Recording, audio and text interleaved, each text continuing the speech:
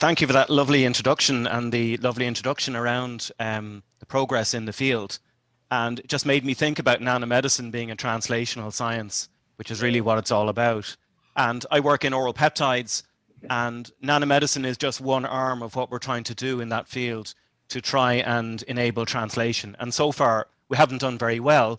And maybe this audience can give us some ideas as to how we might do it better for the peptide field. Okay, so I'm going to go through what's been happening with the commercial development and clinical development of orally delivered peptides. It actually has moved quite a bit in the last couple of years because we have 2 FDA approvals.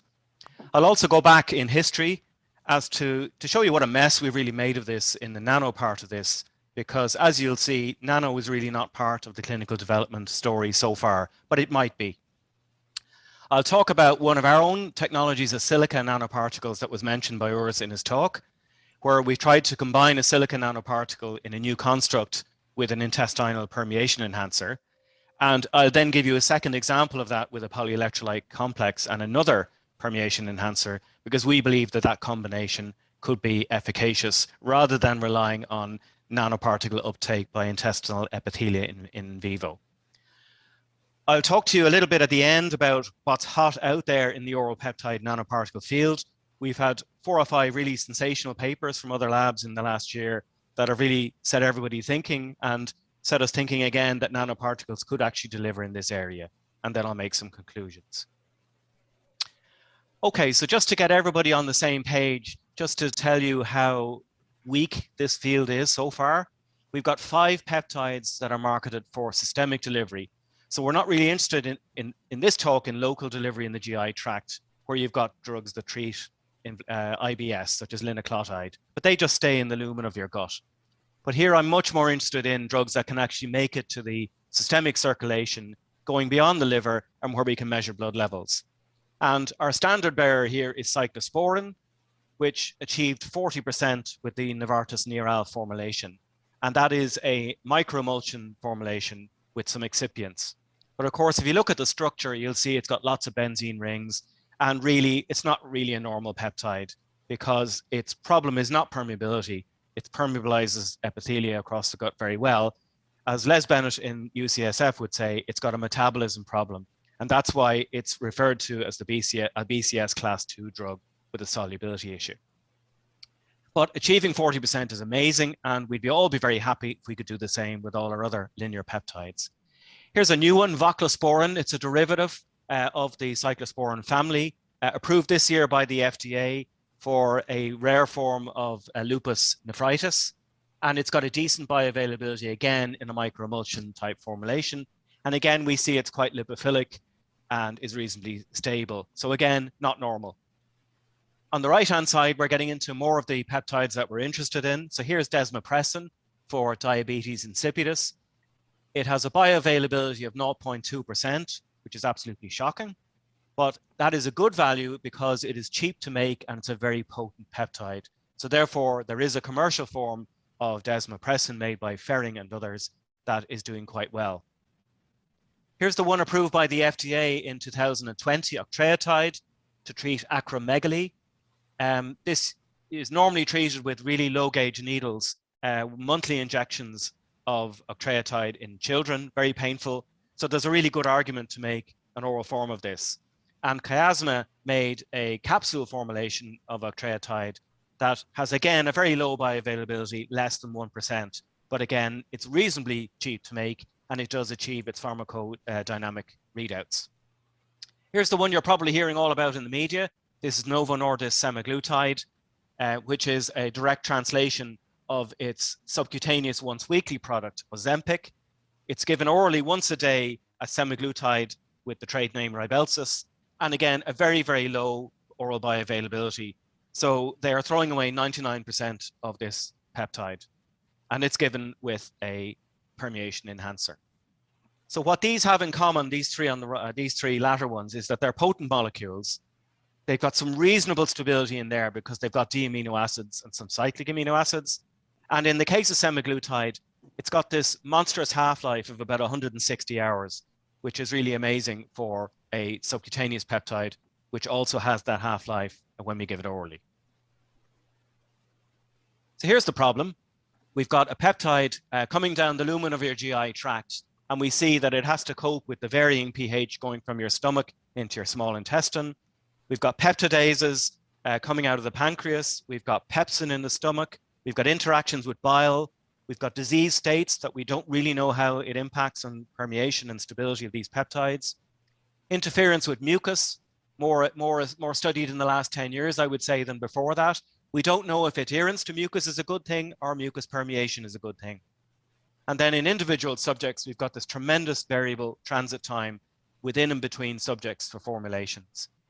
So even if we can cope with all that and make a reasonably stable peptide, in the end, we're down to this low permeability issue because these are large molecular weight molecules, they're hydrophilic, and really, they're not really designed to be taken up by GI epithelia. Not to mention interference with bacteria that we've only begun to study in recent years. So there are a number of ways that we're all trying to work out how to achieve an oral peptide formulation. So for this talk, I'm going to focus on peptides in nanoparticles. But just to let you know out there, there's a lot of quite successful formulation approaches using peptidase inhibitors, excipients that will shift the pH away from acid in the stomach so that these peptidases can't act on these sensitive peptides. And then the 2 of the 5 peptides that have achieved market approval, Rybelsus and Chiasma's drug, Mycapssa, they are using permeation enhancers, which open up tight junctions or work on a transcellular pathway. But that's a talk for another day. There's also new work using biodesive patches from Mitragotchi's lab and others, where these are patches really an offshoot from skin permeation work, where they might have a biodesive capacity on them, or they might have a microneedle approach. So there's lots of work going on with microcontainers or capsules that have got balloons in them, where they will expose sucrose microneedles that will go into the surface, or will have metal needles that will go into the stomach wall. Very exciting work, all are preclinical. Okay, so the rationale for nanotechnology is that we believe that if we can put our peptides in a nano, we can protect against peptidases in the stomach and small intestine. We're not so worried about the stomach because we can formulate by putting coatings on, such as eugetic coatings, that will protect in the stomach and then will dissolve in the small intestine. So we can sort of formulate our way around that as a workaround. Nanoparticles in theory can permeate mucus, but this is a point of debate. There's a lot of work that's gone on using PEG coatings, for example, and other hydrophilic surfaces that suggest that mucus permeation can be achieved. But it's debatable whether a lot of that work was done in relevant systems for humans. But I'll touch on that a little later. We don't know whether we should be releasing our peptide close to the epithelium or whether we should be going after particle uptake with targeted approaches, putting ligands on the surface. So far, that hasn't worked very well. And we believe in this lab that we should be combining enhancers into these nano systems where we can co-release our peptide with the permeation enhancer in high concentration close to the wall. And therefore, we're not reliant on a very inefficient particle uptake system. And there's a lot of biomaterials out there, such as silica and PLG and so on, that the FDA has seen these materials and is used to them, so the safety profiles should be reasonable. Okay, so just to show you what, very briefly,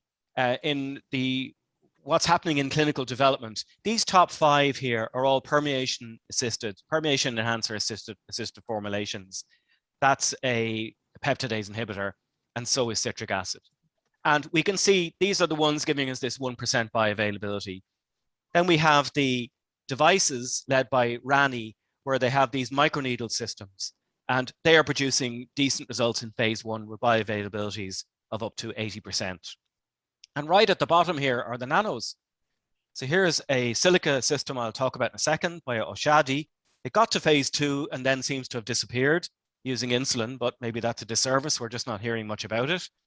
Certainly the diasome one, which is a targeted system with liposomes, it was in phase 1 with an oral system, but now we hear it's an injectable at this point. And equally, there's a calcium phosphate system with pegylated fatty acids in the system, which appears to have been discontinued in phase 2 some time ago. But it's rather hard to get a handle on all the stuff that's happening in nano. Most of it seems to be in academia. There doesn't seem to be a great interest at the moment within pharmaceutical companies because they've been burned so often with the promises that have been given by nanotechnology workers. So maybe that will change now as some better data is starting to be achieved. So let's have our history lesson. Going back to the 1970s, this is Gregoriadis from London. So he was a liposome expert, and I'm sure at UBC they'd be very knowledgeable around Gregoriadis's work in liposomes. And he did a study in rats, an intragastric instillation study with insulin in these DODPC liposomes. And he showed that blood glucose went down by about 50%. Now, there's not a lot of detail in the paper. It's a 2-pager abstract, really. And there's no blood levels mentioned. And it seemed to have disappeared without trace. We never really saw much about that liposome system again. Here's a more interesting one, I would say 3 years later in Couvreer's lab. This is Christine Damge's work, where they took this new nanoparticle, polyalkyl cyanoacrylate. So again, this is not a material that the FDA had seen before. So it's not excipient status, but still, it had a lot of features that would be attractive. And they put in some excipients such as a poloxamer and deoxycholate bile salt, and they did the same kind of studies that Gregoriadis had done, an intragastric instillation. And they get this lovely dose-related reduction in blood glucose from that instillation. And these are quite high dose levels of insulin, and they're reducing glucose very well. But again, we didn't see evidence of actual insulin being measured in these studies. They went on to try and reproduce this in diabetic dogs. They got some data, and then it seems to have sunk without trace, that it either couldn't be reproduced or they couldn't generate pharma interest or it couldn't be scaled. We don't know. What I will say is a lot of these early studies in diabetic rats may have misled the field slightly, unintentionally, of course, because diabetic rats, we now know, seems to be super sensitive to insulin. And remember, everybody's using insulin here as a model compound. We then head into the 1990s, and this very exciting paper from Edith Matejewicz at Brown University appeared in Nature, where they made a nanoparticle of about 150 nanometers. And it's got a fumaric acid, sebacic acid component on it, but basically it's a glorified polylactide coglycolide system.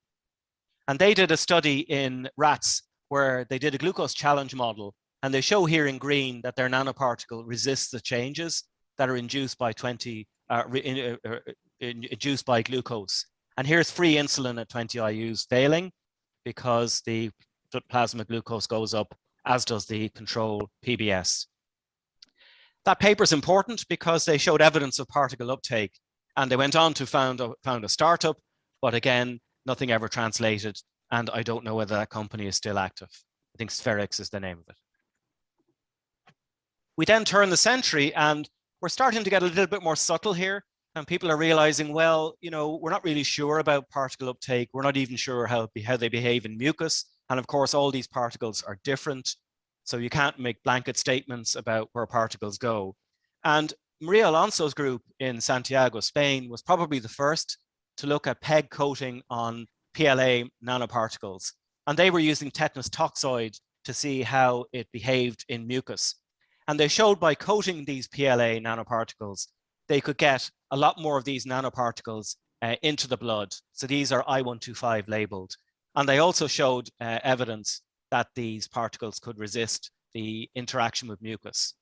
So there was a lot of indirect work from those studies. And then Justin Haynes' group in around 2015, working with some mucus experts, showed in this mouse study, they did oral gavage of polystyrene particles that are either mucoadhesive, so that's your basic polystyrene particle, about 100 nanometer or less. And you can see they're holed up in the jejunum or ileum following oral installation. But if they gave a mucus permeation format of these, so these are PEG, surface coated, they start to get them to go everywhere in the jejunum and the ileum, and they show some evidence of particle uptake, but of course it's not really quantitative. But that really set everybody working on pegylated surface coated particles, or else using sialic acid or polysialic acid, any kind of hydrophilic coating. And of course, then we learned that you need very distinct pegs, precise molecular weights, shapes, and so on. It's not a one size fits all. We then went through a targeting period. So around 2013, MIT, from Bob Langer's lab, Eric Pridgeon, produced a very important paper where, again, they're focused on PLA because it's a recognized excipient. They've got PEG on it as well, and they've got a coating there, and then they conjugate onto the surface an IgG for FcRn. So it's got an IgG part of the IgG protein, and that is a targeting ligand for the FcRn receptor in the GI tract. And they showed here, if you can just see on the bottom left, all these little red dots. These are fluorescently labeled particles going all over the small intestine in these rats. And then they translate that to a very clever oral in vivo study where they show that they can get blood glucose going down in wild type rats. These are the ones that have the FcRn receptors in their GI tract. And then they got access to these knockout mice that don't have that receptor, and these particles then fail. So really nice evidence of a targeting effect by these systems. But of course, we haven't seen much since, and now we're asking questions, can you actually scale these types of systems with targeting agents on them? Can we do that successfully and make a scalable manufacturable formulation? And remember, the field is also feeling a bit burned because all sorts of promises were made about using vitamin B12 coatings on similar type particles in the 1980s, which failed again. So targeting, the jury's out. There's some good work going on with bile acid targeted systems at the moment, so we'll see what results.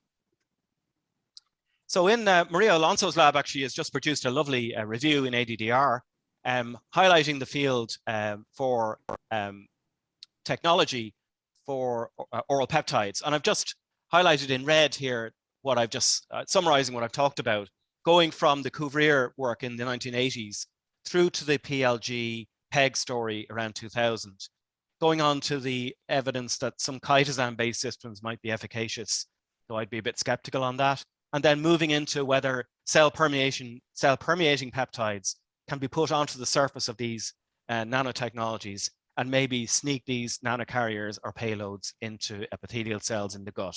And I think a lot more is to come on those systems. And then more recently, we've seen some decent enhancers, such as ionic liquids coming to the fore, as well as the entry of the devices into this space. So I was part of a European consortium from 2012, led by Maria Alonso. I was the deputy coordinator.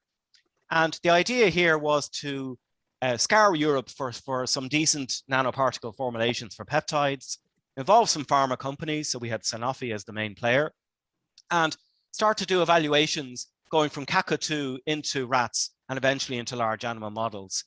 And the idea was fantastic. We did do a funneling approach. We eventually came out with, I'd say, about 20 formulations that were promising, but by the by, they all really fell down because they had one or other problems that would mitigate against them being translated. And I'll come back to that in a second. So the idea here is that each of these labs around Europe would act as a reference center. So my lab was a reference center for doing in situ intestinal installations in rats. So we got access to most people's nanoparticle prototypes, and we could compare them against each other, which is always a good thing to do. And Alonso's group also published a review, I suppose as a result of the problems that we found in Transient, and really highlighting the fact that in vivo, a lot of these nanoparticles are aggregating in the gut. We can't really disperse them very well, or else they dump their peptides too early. They get stuck in mucus and don't move, or they don't release, or else they release too early and not enough, or else we can't load them, or else they release in the epithelium and maybe we don't get the peptide to move beyond that. So really, if you think about it, there are so many points at which these nanotechnologies can fail. And it is a tall ask to expect a peptide, oral peptide technology to work within them.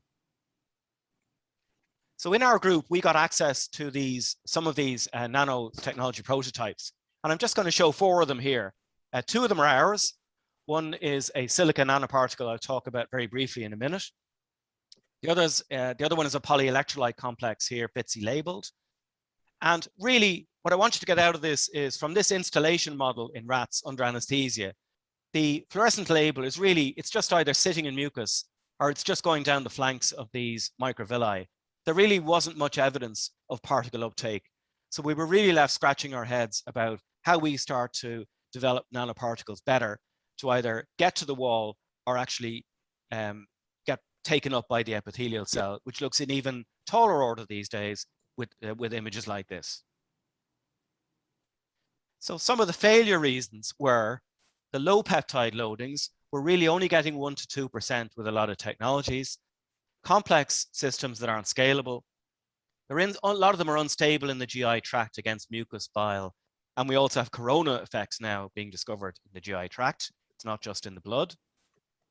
We don't really know where they're releasing, and we don't have control over it.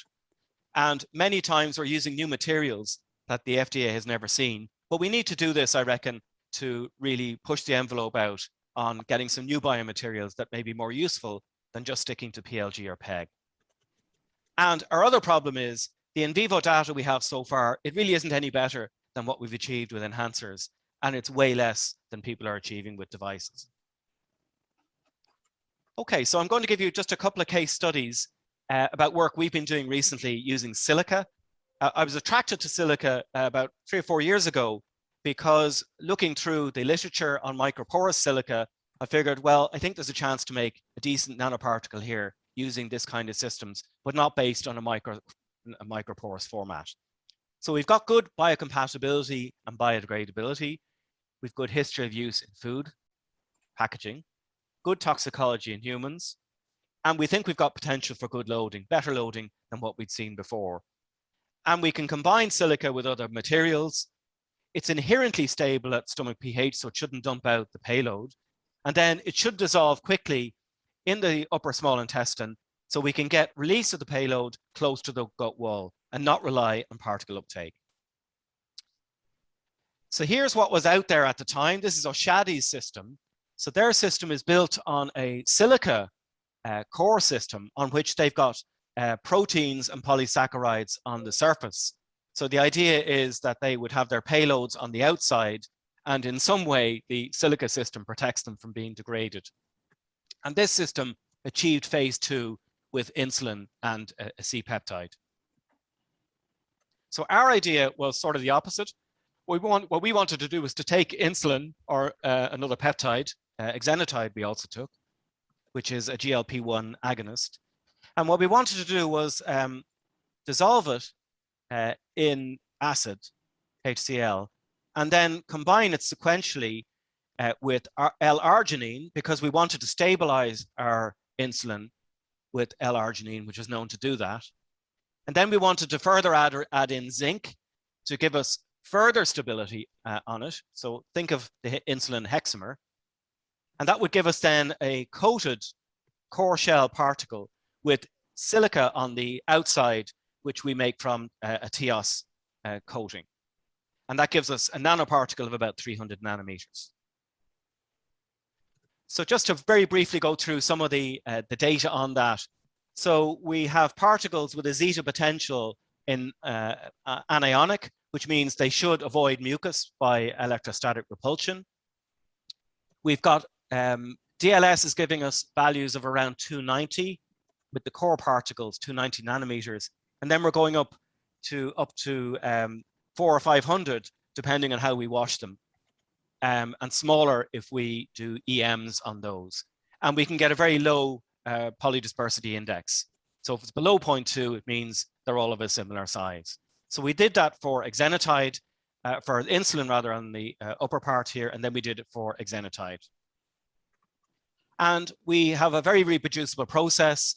So we made 5 batches of these. So these are the core particles here in blue, all assessed by DLS, dynamic light scattering. These are the coated ones. With insulin, you can see it shifting larger. We got 2 researchers to make them twice with many batches, and you can see very tight error bars. between the core particles and the coated particles with insulin. And likewise, we can generate totals from one operator. So these are several batches, core and surface. And then we did some work with Sanofi where we split a batch and got them to work on our lyophilized batch when we sent it over to Montpellier, and they got almost identical data on the distribution. And then we measured loading by HPLC or NMR of in the, insulin and exenatide in these cases. And you can see our loading is up to 50%. It's way better than we had got with other systems. We tested the release of these nanoparticles, and we see that part of it will come out in simulated gastric fluid, but not a lot. Most of it will come out quite rapidly in about half an hour in the small intestinal simulated fluids. We did circular dichroism on the stuff that's released from the insulin particles, showing that the alpha helix and coil is the same as free insulin. So we're not damaging the insulin in our synthetic process. And then we took rats and we injected subcutaneously, and we're able to drop the insulin with the released insulin here in red from the nanoparticles in the same way as the subcutaneous free insulin, and that's at 1 IU per kg. So that's all very promising. We then did a gut installation model. So this is under anesthetic. We inject into these loops and we measure blood levels over a couple of hours. And we can see that our silica nanoparticle drops the glucose right down to about 30%, which is very good. That's in a volume of about 0.25 mils. Here's the controls of PBS and free insulin. And we find, in fact, when we disperse these insulin nanoparticles in PBS, we get a much better result. So that would suggest that once we just inject these silica nanoparticles into the loop and don't help them disperse, they don't actually perform very well. So there's a lesson there. And here's the blood levels. We show that these PBS mixed with these insulin nanoparticles, we can get pretty good insulin levels in these rats. We then went on to examine to try and get more reproducibility out of these silica nanoparticles working with insulin. And we noticed that when we washed the particles, in fact, we got data that was not quite as good. You see the blood levels are not dropping as much here with the squares. But when we wash the particles and then add L-arginine back to the system, we start to see really dramatic effects on the blood glucose. So it's as if when the particles are dirty, not really centrifuged or cleaned up that well, they perform better. Whereas if you give a really pristine particle here, they don't seem to work as well. And we're comparing here of our washed nanoparticles, we get very good data if we just add the permeation enhancer C10 back in. And remember, C10 made it to phase 2 clinical trials with insulin just as a mixed tablet. So here's, by comparison, if we just add mixed insulin with C10, we're able to get a really substantial blood glucose drop. Okay, so we now have more grant money to pursue that now, because that's installation studies. We have to get oral gavage studies with other peptides, and we have to show bioavailability of really about 5 to 10% to be competitive in that space. So my second example is a polyelectrolyte complex that was made by a PhD student, Svenja Sladek. And in this example, we've got chitosan being used, being mixed with insulin, and then we come back in with hyaluronic acid, which has negative charges. So we're building this thing around a charge system, and then we coat it with Eudigit, which basically is a methyl cellulose coating that will protect in the stomach and will release in the small intestine. And we showed that we're able to get quite a very good, in fact, association efficiency. We can account for nearly all our insulin here. But again, the peptide loading in this example is quite low. So it's about 6%, but equally that was as good as most of the formulations in the Transient consortium. We show that we can protect or get release in fasted simulated fluid over about 2 hours. We get about half the material coming out. With and without a permeation enhancer sucrose laurate, which I'll mention more in a second. And on the right-hand side, we show that this coated hyaluronic acid chitosan system can protect our insulin against pancreatin attack using an in vitro system. Okay, so where does the sucrose story come from? So sucrose esters, we've been investigating them as permeation enhancers for several years because they're naturally occurring and they're biodegradable. And it has GRAS status and is used in the food industry, and it's on the FDA and active ingredients list. So sucrose laurate is very attractive because laurate, or C12, is a well-known permeation enhancer. So we figured this might be a nice emulsion system that could work very well if we were to pair them up with our enhancers. So to make a long story short, we did lots of work in CACO2 with increasing concentration showing transepithelial resistance drops, which would suggest paracellular tight junction opening. And we show a paracellular marker mannitol here is going through the junctions as we increase the sucrose laurate. And then we went to the Ussing chamber system. We upped the concentration in that system because we have to do it. It doesn't work otherwise. And we need about 10 millimole, 5 millimole of the sucrose laurate to give us our enhancement effect. And that's on a par with our gold standard enhancer at C10. So that brings us back to our nano. So this time we took our insulin in the nanoparticle, which is coated, and we just combined it in with sucrose laurate. And we start to see a glucose drop, which was better than we had seen before. And we compared it just with the insulin mixture with sucrose laurate.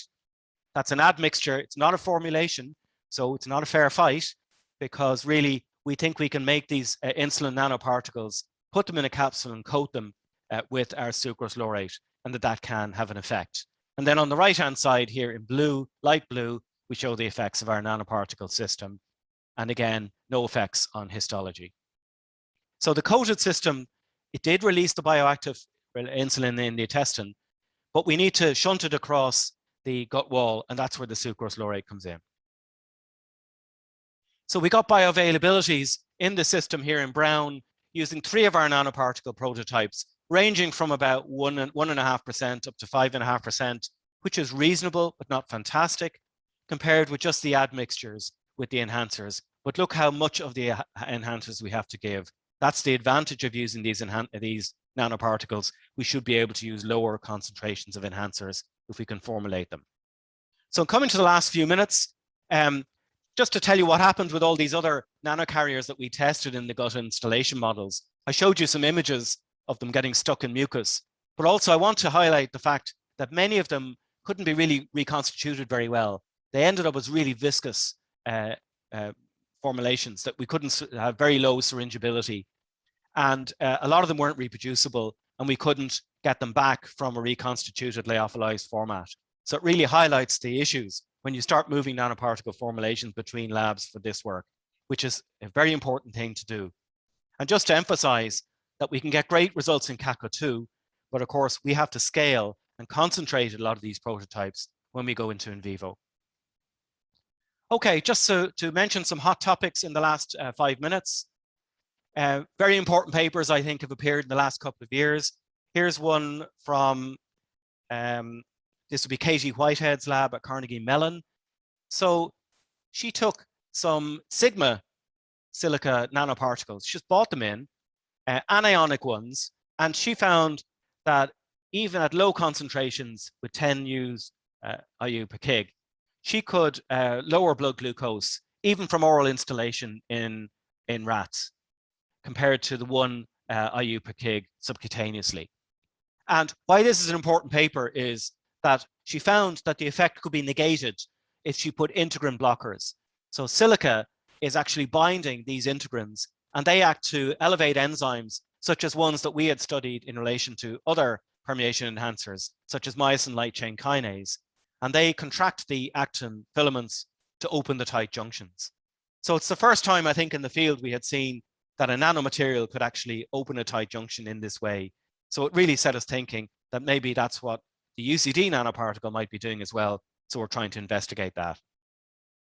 The second one is a really cool study that was in Nature Nano last summer by Han et al., where they made this ultra low CMC, critical micellular concentration nanoparticle. They're really tiny as well. They're about 20 nanometers.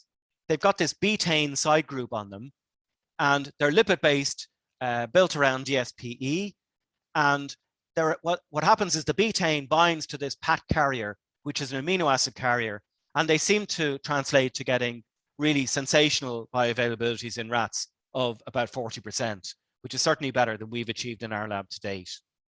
And they feel that it's not to do with tight junction opening because the CMC is at a level where they believe it isn't affecting the membrane in such a way to go on to open tight junctions. And then, like ourselves, they've got zinc in there to form hexamers, and they can get a dose-related effect on the insulin levels in blood. So I think that was a really cool study. And then just coming to the end, I think what we've noticed in the last 5 years is we have a bit of a dilemma because we're trying to get particles to get through intestinal mucus. And then ideally, we want them to interact with the enterocyte cell membrane. And the properties of the nanoparticle to achieve both of those are not the same. So ideally, we'd like to have a negatively charged nanoparticle to permeate the mucus or neutral. So that's PEG or an anionic coating. And then we want the charge to change so that it goes positive, so that then we can promote adherence or uptake by the epithelial cell. So about 5 years ago, Shan et al. In this ACS Nano papers, just to show you that oral peptide workers can get published in that field or in that journal, they did a lovely study where they made this nanoparticle out of hydroxypropyl methyl cellulose. It's a derivative of that. So that is able to be slippy and get through mucus. It then wears away through the mucus. It exposes the cell permeating peptides, penetratin, which basically is a bunch of arginines on the surface. And then that's able to get the nanoparticle across the cell membrane.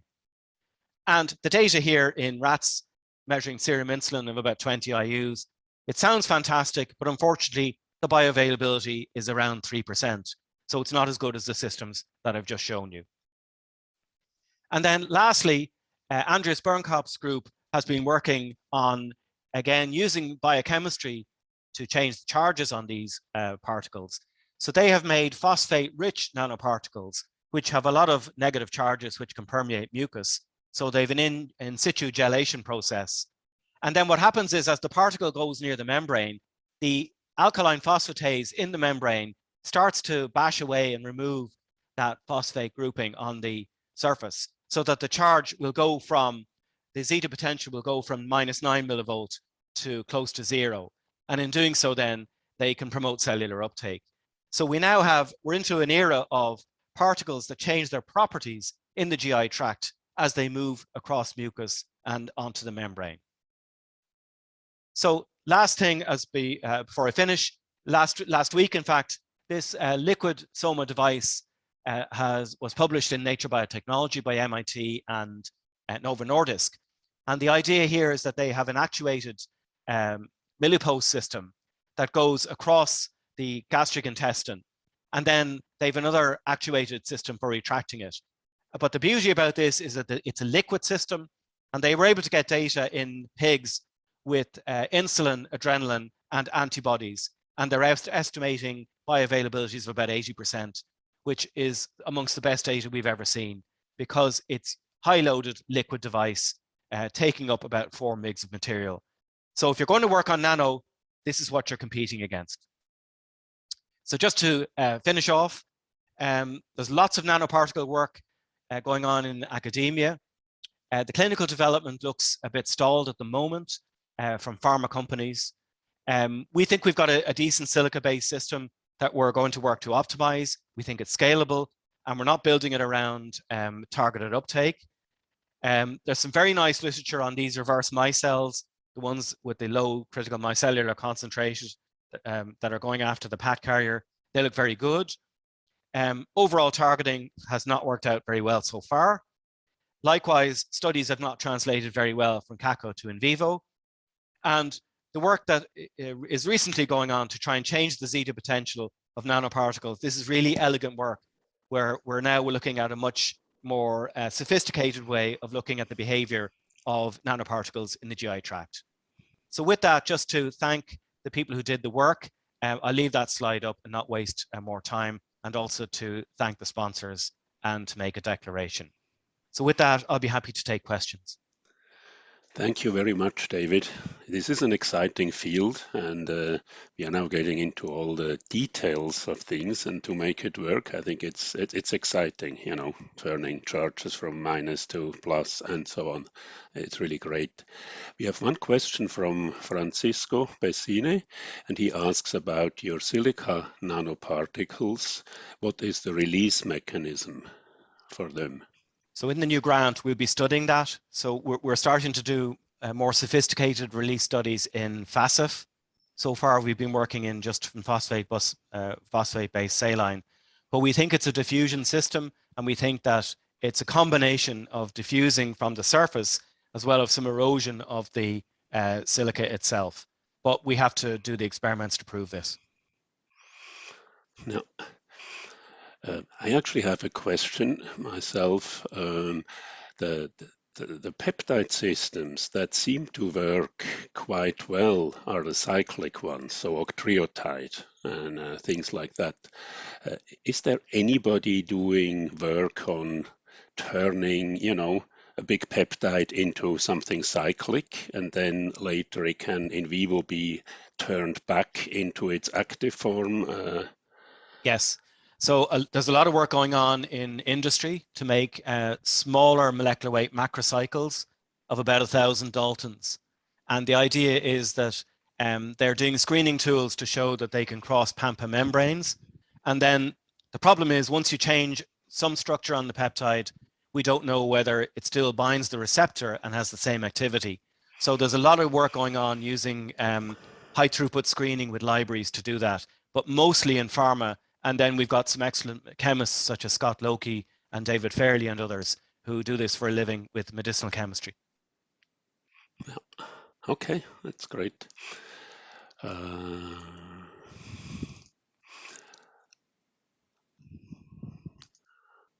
don't see any more questions, but everybody's saying really thanks you for an excellent talk and very interesting and informative. So thanks a lot.